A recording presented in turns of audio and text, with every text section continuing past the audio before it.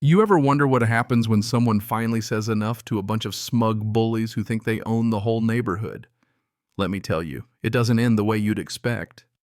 One minute you're some middle-aged guy standing barefoot on a slippery dam, the last line between your family's land and a pack of greedy HOA wolves, and the next you're watching a brand new subdivision turn into floating debris while sirens wail and people scream like it's the end of the world.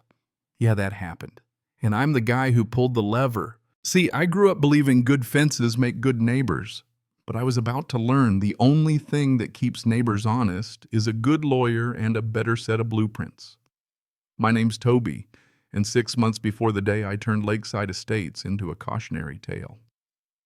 I was just a burned-out engineer, nursing fresh divorce papers and trying to find peace on the old property my granddad left me. 15 acres of woods and water, an old wooden house that still smelled like cedar and lake mud, and a dam my grandfather built himself solid as a rock, holding back the lake for everyone on this side of the county line. That was before the pink Cadillac and the white Mercedes rolled up my drive, before HOA hell came calling. The first thing that hit me besides the exhaust fumes was the noise. Out hopped these two blondes, one in a suit so pink it could stop traffic, the other clutching her phone like it's the holy grail of Instagram. "Hi there, neighbor," the tall one chirps. Prudy, she calls herself. Her sister Cherry is the sidekick phone already rolling.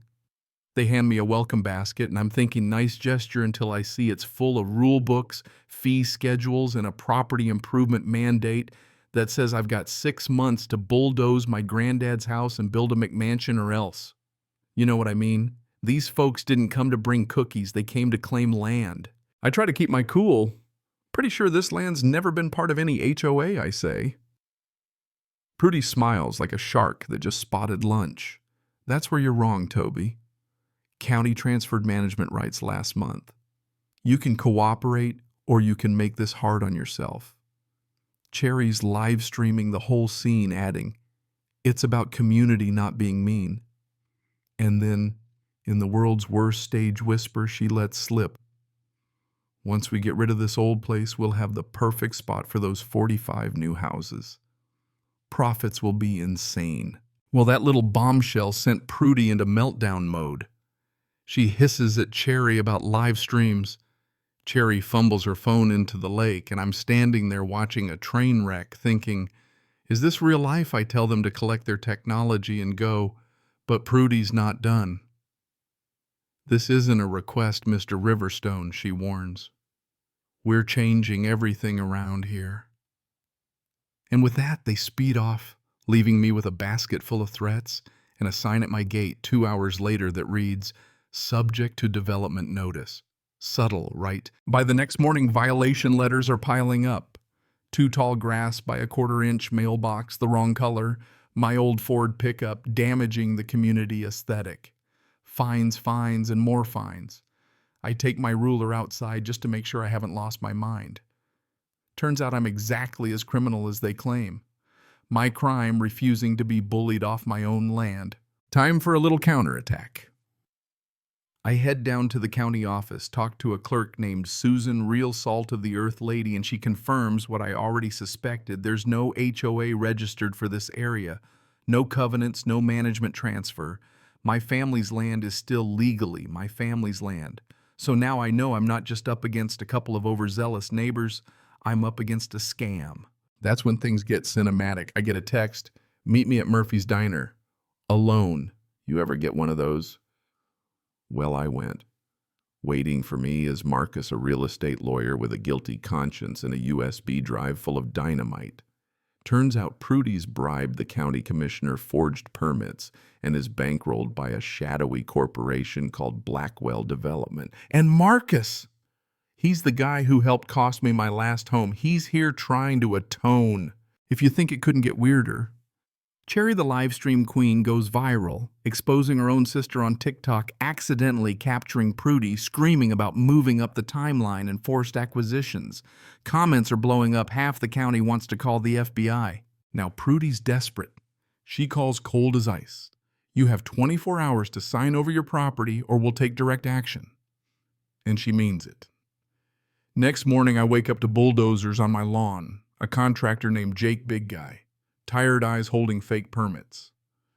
Jake's just trying to get paid, but after I show him the real records and some drone footage of his crew laying illegal foundations in a wetland, he's suddenly very interested in not going to prison. I flip him. Jake's in, Cherry's in, the lawyer's in, all the dominoes are lined up.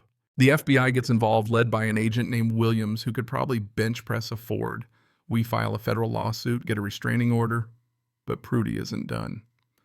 She launches a media blitz, paints me as the angry hermit blocking affordable homes, and stirs up a hornet's nest online.